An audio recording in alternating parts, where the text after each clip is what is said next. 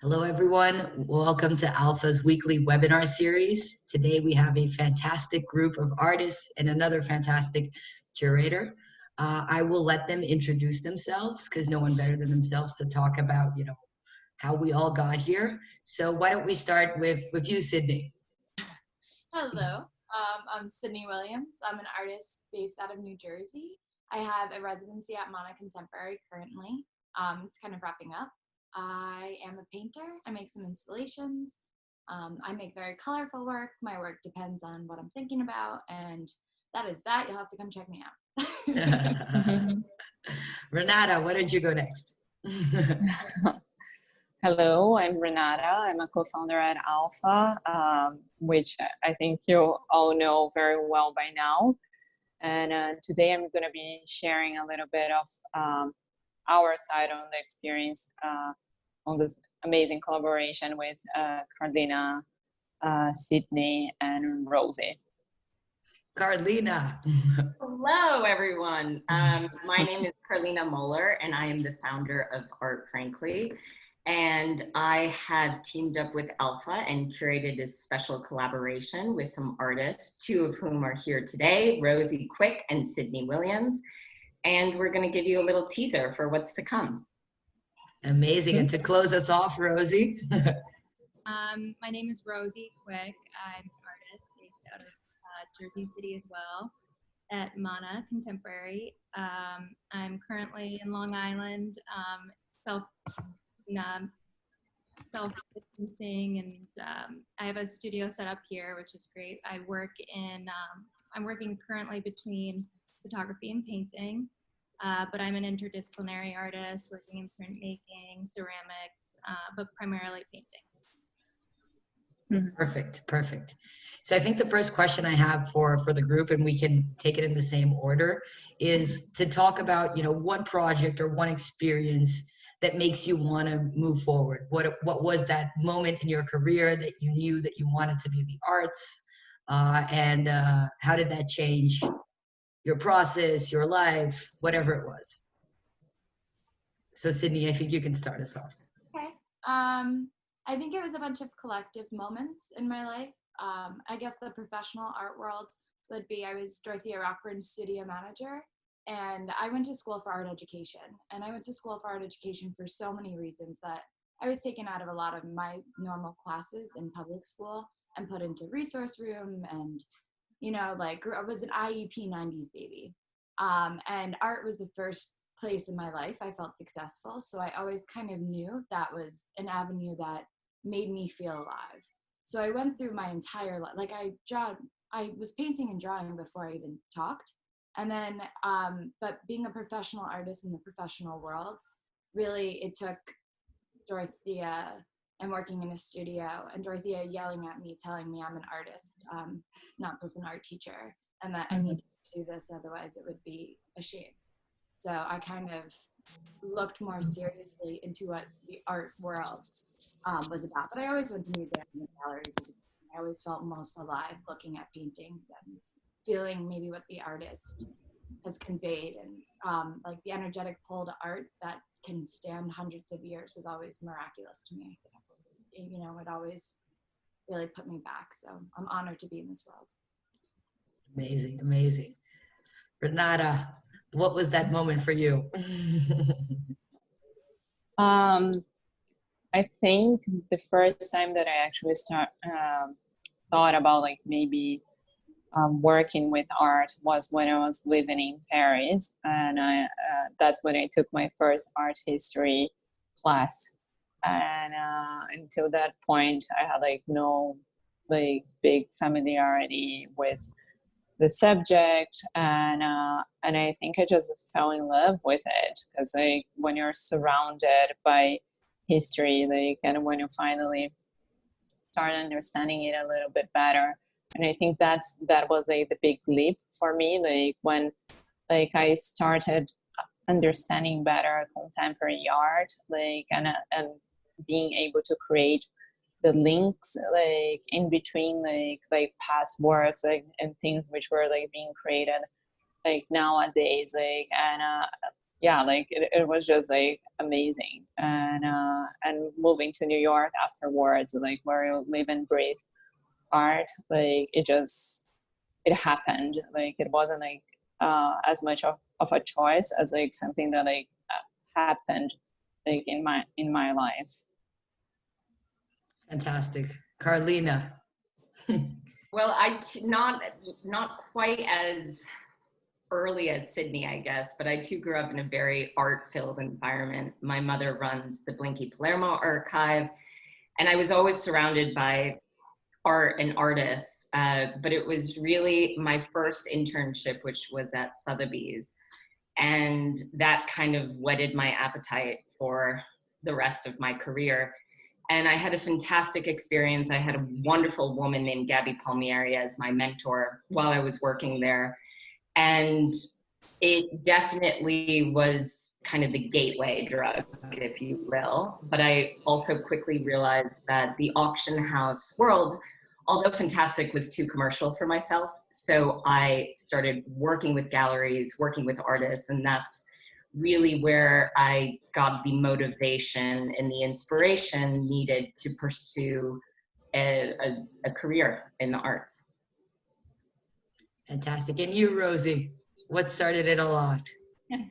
I'd have to say that it was a collective of experiences for me too. But in high school, I was reading a lot of American Romanticism, and at the same time, I was taking art courses, and then simultaneously, it seemed kind of like this technological revolution was happening where everyone was using handheld phones, and it seemed as if the world was around me was getting a little bit progressively more unaware and distracted by just kind of like everyday things and this technology. And art was, I was taking a lot of art courses in high school, and I found that it grounded me and kind of connected me to my surroundings and made me a little bit more aware. And I would say that now my practice is very based in this kind of meditative, reflective realm. But I think it all goes back to kind of this literature I was reading and kind of continued to hold on to throughout my studies in undergrad and grad school. Fantastic. Yeah, I grew up surrounded by art as well. My mom's an artist. My dad is an art dealer. So I kind of like tried to avoid it for as long as I could, and then ended up coming back like full circle. So I think it's something that, you know, you have as a calling, maybe, you know, to be creative and to be surrounded by creativity. So we're very lucky to be able to do this amazing thing. But I think we should talk a little bit more about, you know, how this partnership came to life. Renata and Karlina, like, how did the two of you meet? What motivated, you know, Art Frankly, which is a platform more for art jobs, to be collaborating with Alpha? Who wants to start? It's always tough to decide who starts first in a Zoom call. Renata, do you want to speak a little about how we met, and then just very quickly, and then I think we should hand the microphone over to Karlina so she can jump more in depth, like on the work of Cydney, Rosie. But Karlina and I, like, we have friends in common, and I think like back in 2017 when we moved Alpha to New York, it was when we first like met in person, like, and got to talk about our projects, our objectives, like, and obviously Art Frankly and Alpha like are such different products, like in a way, but like I think there was a lot in common about like using technology to create more opportunities, like, and really like more connectivity, like in a way, like in this world.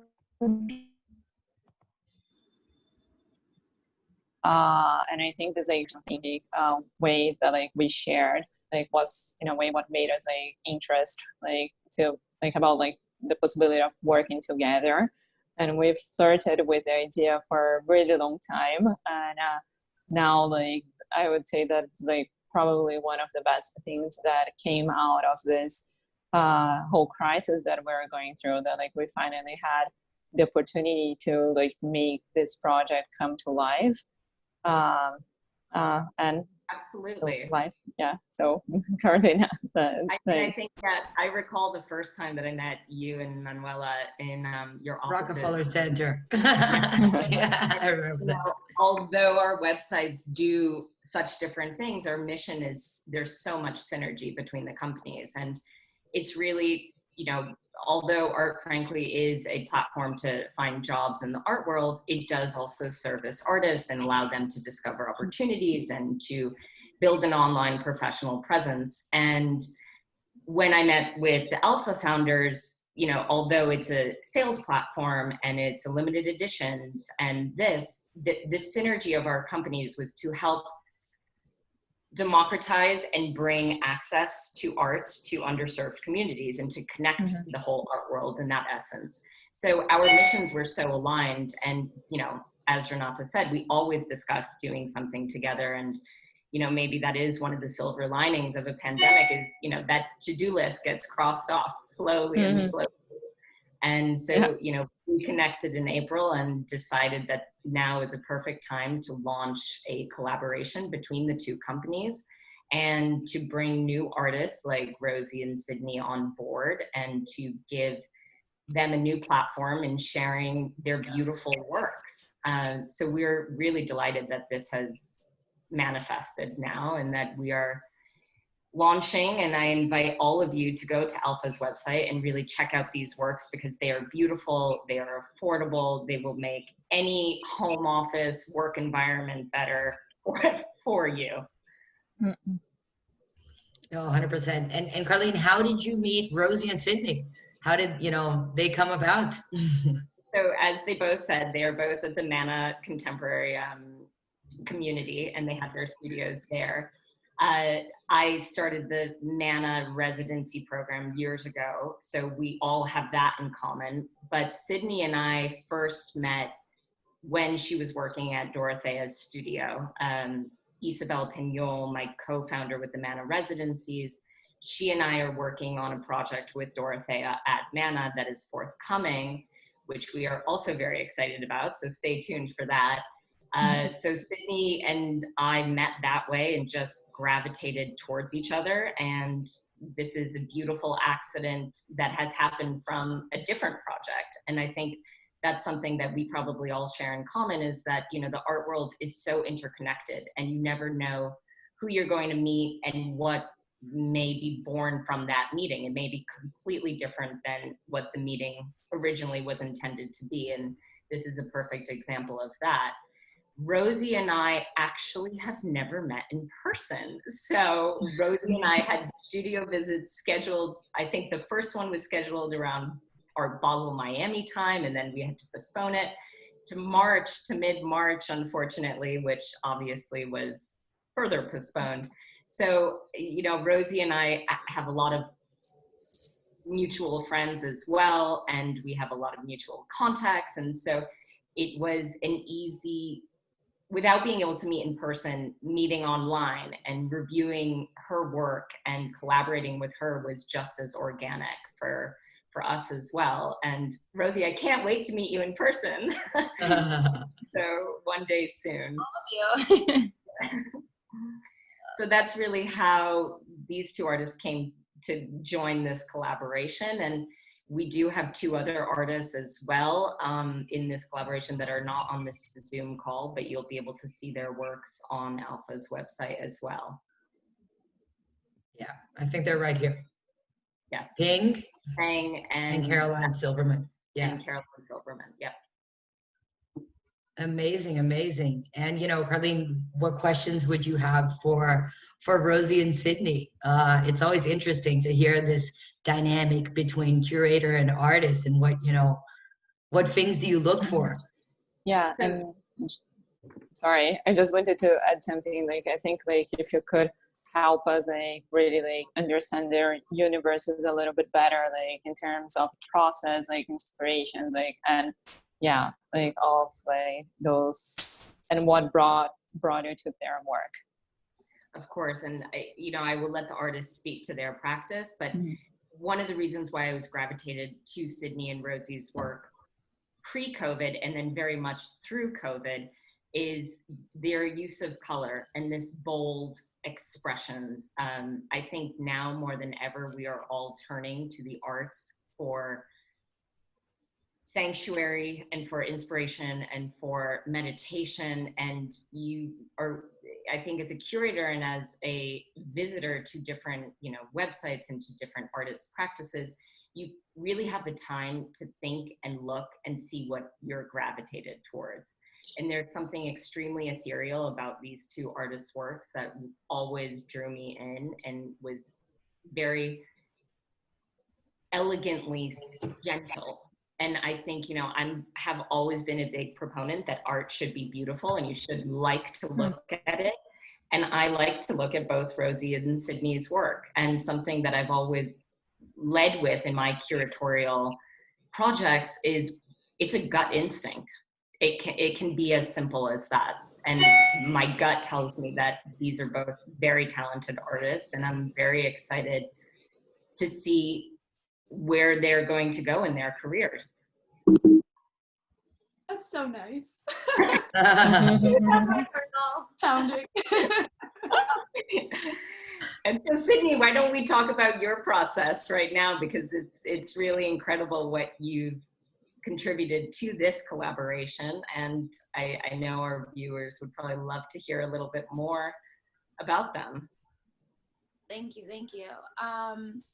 Yeah, sure. So my work in general is really reflective of what I'm thinking about. Like I try and create the most amount of headspace in my brain that is just so I can really think about what's important. And I think that's what being an artist is. It's like commitment to prioritizing the life that you want to live, deserve to live, or, whatever meant to live, whatever that word might be, but kind of whatever draws you in. This work is called Beginnings. Because I was really starting my career. I've always been an artist, but I'm learning how to be a painter and maybe a painter in the art world. So this was my way of saying, this is who I am, and I am just gonna grow. And I am willing to start with beginnings. And I'm willing to start as a new day as a beginning, as a new minute as a beginning, as allowing there to be multiple beginnings. Because I think that's really important, the surrendering to just having the moment kind of be bigger than you are is a beginning for me, at least. And we definitely need new beginnings right now. So that's so beautiful. Work is Scroll In and Out. It's a series of 16 by 16 squares. And it's basically, it went off a work about how Instagram has been the formative media of sharing work, and how I do believe that like social media and the internet and Instagram, it really does break up your presence. So when I feel like I go on big backpacking trips to help digest my life, and just really like I like to walk and think. It's a real passion of mine. And I feel an unbelievable sense of presence and grounded and connectivity when I don't have my phone, when I'm not available to even a town or cell phone service or Wi-Fi. Like you really feel a presence that it's not you in the world, but it's the world's, and you are connected. It's all one. Your thoughts become, wow, I'm stomping on these tree roots. I wonder if they feel it. Like your mind really wanders to be a part of a giant world, and it feels good to be that small in a giant world. So as I come back into, New Jersey, New York, maybe like tighter quarters, whether that's mental space or physical space or maybe both, I think really the presence of scrolling in and out of even talking to yourself through your art, looking at other people and judging them on Instagram, because that's human nature. It really disturbs your presence. So these circles are kind of like the way to hypnotize, like Instagram or your phone can often do. And the lines are jutting in different directions because that's how quick your thoughts unconsciously change. So this was really an exploration of like, how am I really moving into the world and putting my work out there? Just because, a lot of being an artist is alone, and you have to put your art out there in some way. And that just finished right before COVID. That work was the last work I really did in the studio before COVID hit. And this work is called Eyes Bound with Intention. And when the pandemic kind of came barreling through, like many people, I really was taken back. I had to have a period of grieving what I've lost, or of grieving what's changed, or really kind of coming to terms of all of my anxiety, like that was all just real and myself and very self-induced, and that we're all again in this together, and again that your perspective is powerful. So I would get on my yoga mat every day, and some days I couldn't even do yoga. I would just sit and I would pray. And I've had mala beads, which are 108 beads. I've had a strand of rosewood mala beads since I was 15, is when I first got them. So I've been praying with the same 108 beads for over 10 years. And I've always bound prayer with intention in my yoga practice. I'm a yoga teacher, huge part of my life. So as I sat there and I got returned to my yoga mat and I returned to pray, I wasn't praying for myself. I was praying for the state of the world. I was praying for freedom for all and relief for all. And all of these, there's a prayer called Loka Samastan Sukhino Bhavantu. May all beings everywhere be happy and free. And may my thoughts, words, and actions contribute to that intention. So I really was going to my mat with that intention. So I called up everyone I knew and I said, what's your prayer? How are you getting through this time? What's your intention? How are you, what are you saying to yourself that's helping you get through? And then I would sew them together.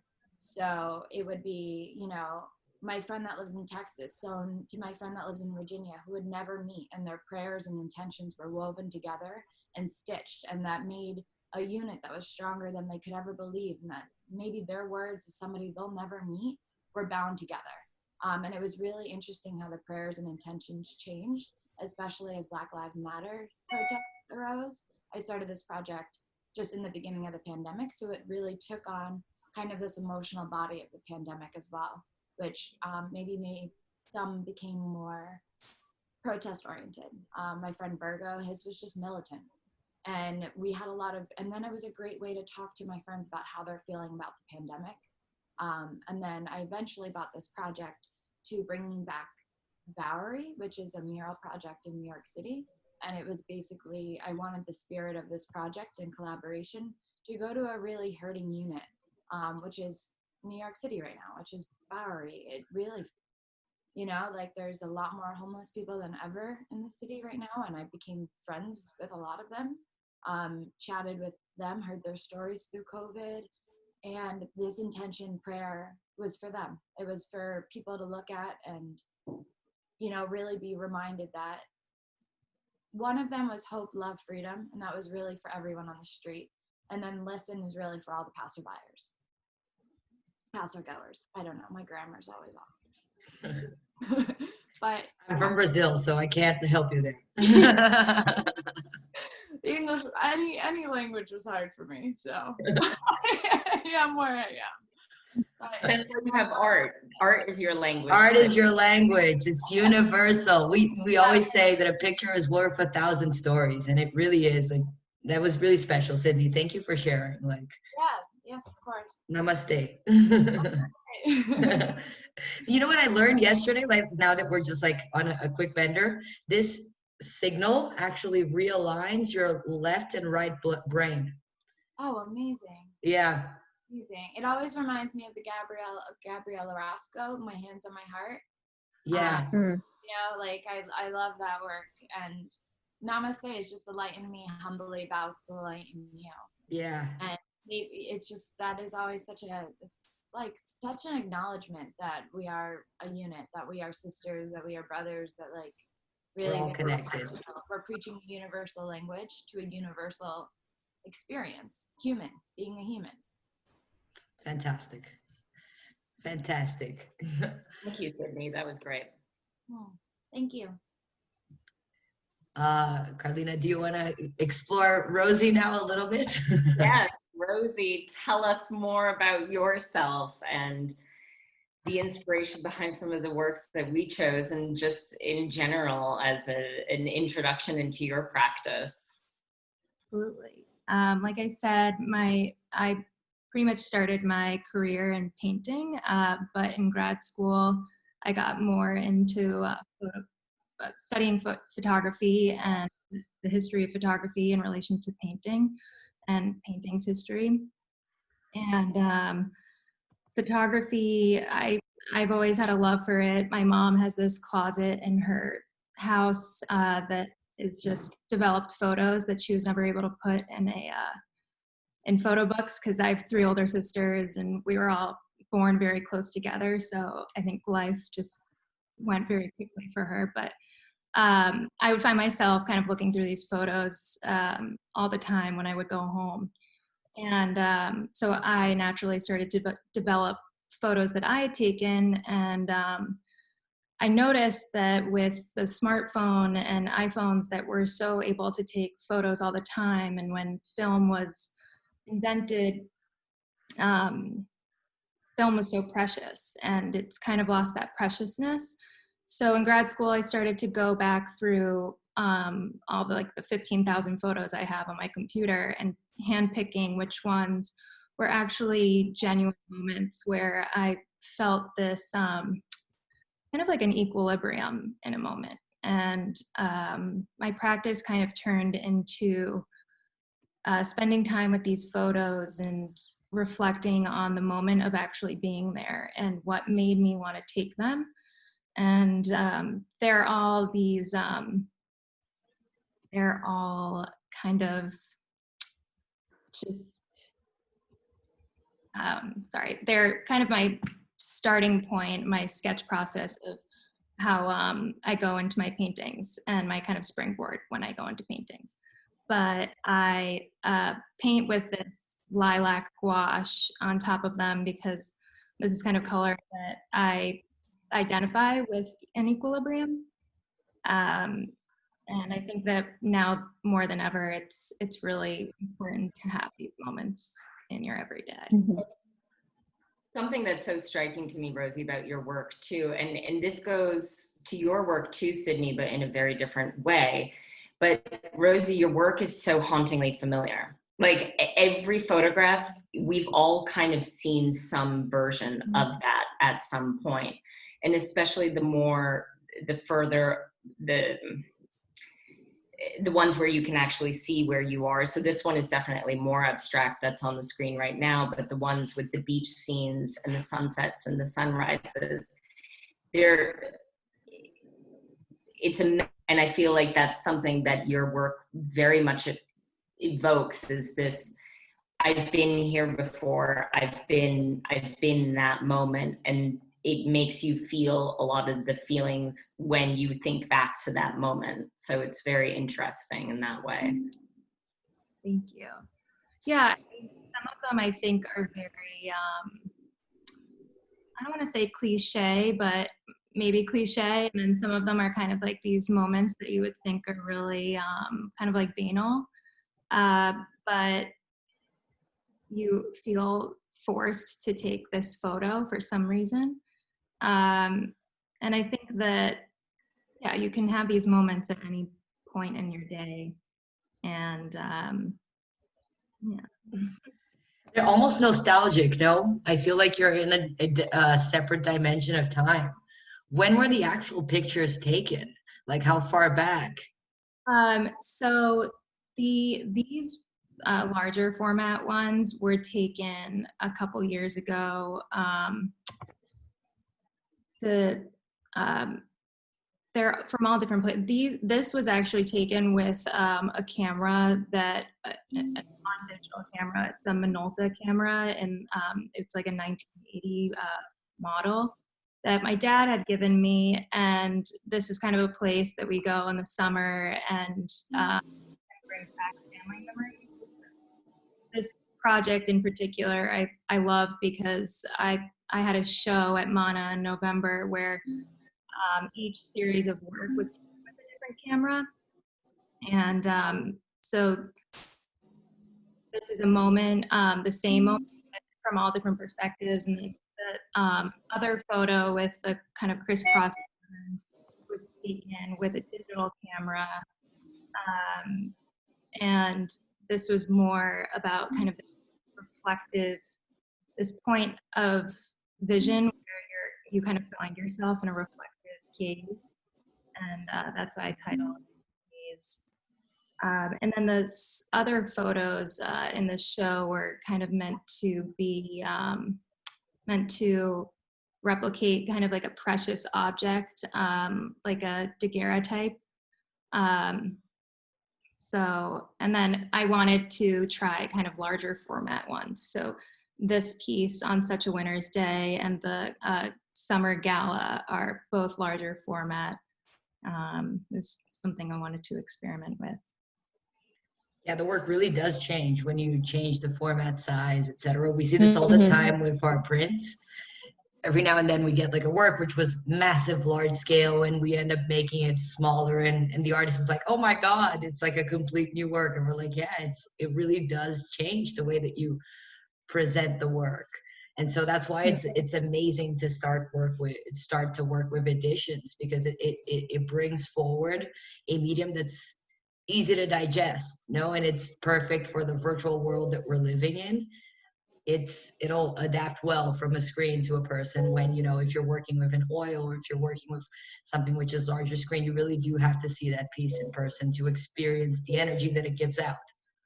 Absolutely. I also think that at a different scale, the viewer is interacting with a piece differently.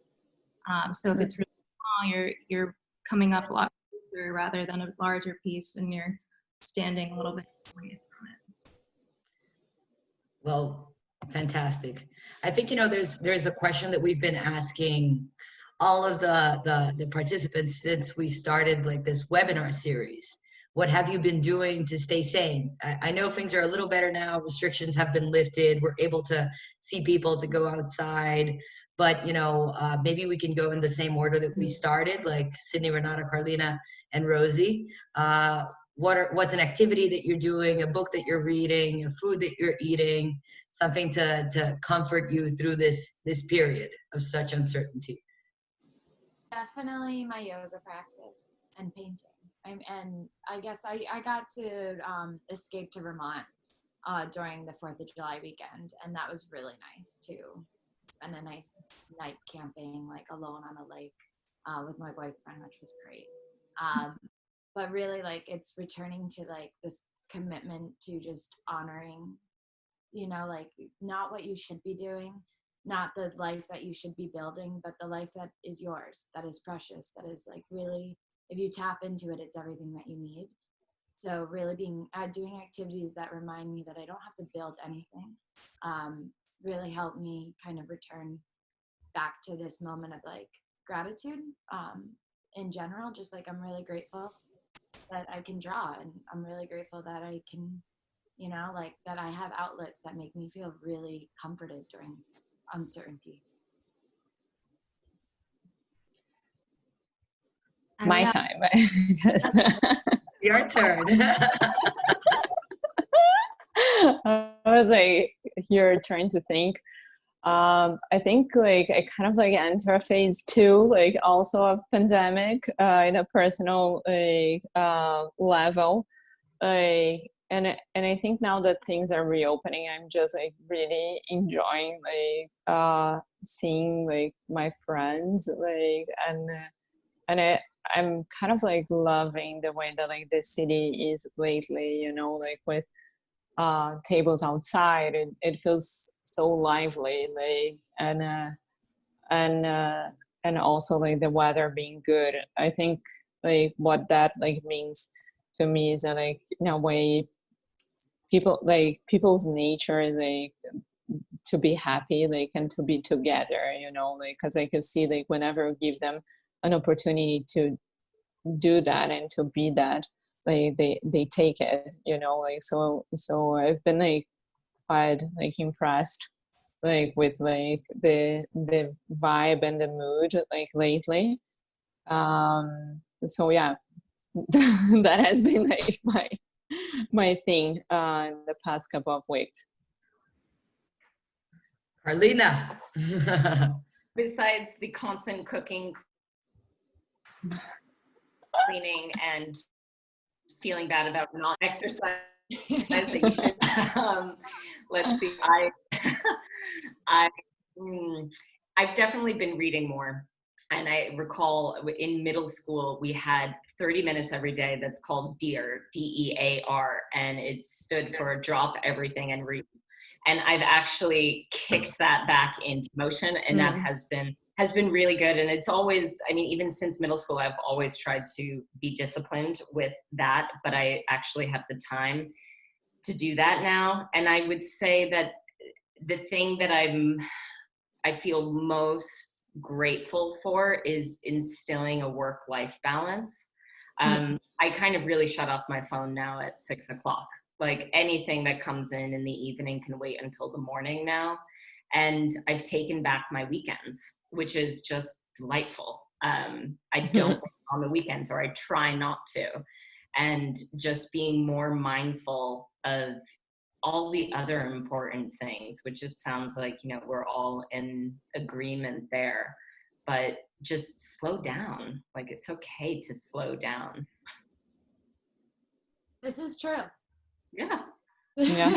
And the simple pleasures like cooking. Like, I always enjoyed cooking. I have always cooked a lot, but, you know, just every day thinking of a new recipe and challenging yourself, or reading something that you're not comfortable reading and doing it for self-education. And these, you know, I think there's a return to just The basics. inner reflection. Yeah. And the basics that I think is really wonderful. And I actually think in the arts, that's going to be very impactful. And I think there's going to be more critical discourse and more engagement from artists to active participant, whether that's a collector, an enthusiast, just a viewer. But, you know, the art world is not as busy now with flying from every fair to every fair and checking everything that's happening. It's there's a little bit more peace, and I think our industry definitely needed it. Yeah, Agreed, 100%. And any good books, like with all of the reading time? Right now, Soul of an Octopus, which actually, Sydney, you said made me that when you were talking about putting your phone, being distracted by social media and X, Y, and Z. This book talks about the spirit and the octopuses, which is not octopi. I also learned it's octopus, the plural. And it's really fascinating, this book. I'm not convinced that I like the way this writing style, but I content. And I'm actually really excited about the next book that I'm going to read. And since this is a all-female now, it's called 9th Street Women. It's about Helen Frankenthaler and all the women who were kind of overshadowed colleagues working in New York City. And so I'm excited. If you can, excited to get into that one next. I like to do a little like flash novel and then a little like educational. Like you need a little balance. 9th Street Woman on Audible, and it being read to you is like a different experience if you want to consider it. It's worth it. If you guys could write it in the chat, just so if anybody wants to like look into it. Yeah. And last but not least, Rosie. It was definitely a shock for me at first, I mean, as to everyone, and still is, but I think I found a lot of solace rereading Robert Gober's book, The Heart is Not a Metaphor. And I think that it's so well written. It's written between him and Hilton Als. And then a really funny book is John Waters' Role Models.